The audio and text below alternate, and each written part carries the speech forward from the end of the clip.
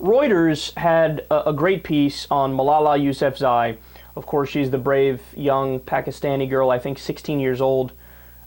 And she's absolutely crusading for women's rights and access to education equally. And I mean, she was doing it in an area that was ruled by Sharia. So, I mean, you want to talk about brave, this is as courageous as you can possibly get. And of course, she was shot by the Taliban, and she managed to survive. And what Reuters did is they went directly to her hometown, ultra-conservative Swat Valley, Pakistan, and they asked the people there what they thought about her. And the answers may surprise you. I mean, they had me floored. Quote, "For many of her compatriots, Malala Yousafzai is a stooge of the United States and a CIA agent, a symbol of the West's evil and a global conspiracy to bring down her native Pakistan." That's how the article started. It only got worse from there with the specific quotes.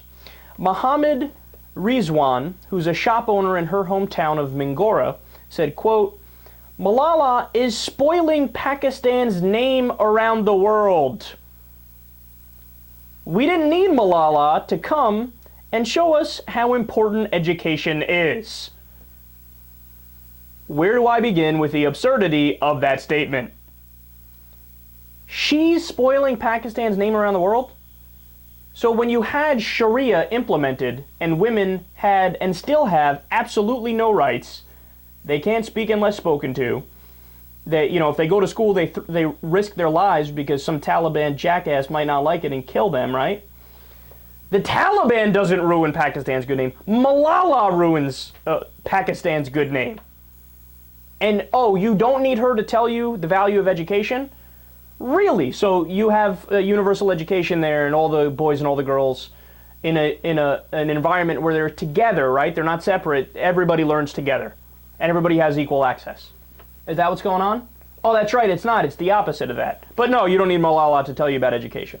More from the same person. Quote, "Here in Swat, we have seen the hell that is Taliban rule, and yet some people still say they would much rather side with the Taliban than Malala." Stay classy. Shahidullah Shahid, a Taliban spokesman, I love the thought that they have spokespeople. I mean, I won't even get into that. Quote, "She says she does not want to live like an illiterate person in a walled compound and deliver children. Her mother and grandmother used to live in a walled compound and deliver children. So she's saying that she didn't even spare her mother."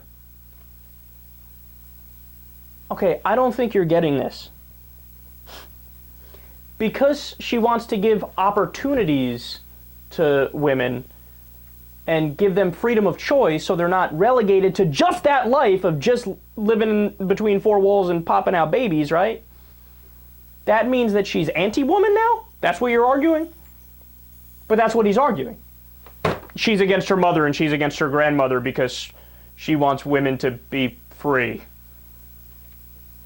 So the question is, why do people in the region hate her? Well, they were taken over by the Taliban and put under strict Sharia in 2007. And since then, the Pakistani army has taken the area back, and the Taliban has been, their control has been lessened.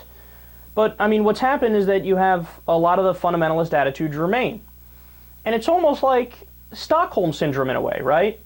It's like they began to love the people who captured them and who were their slave masters, if you will.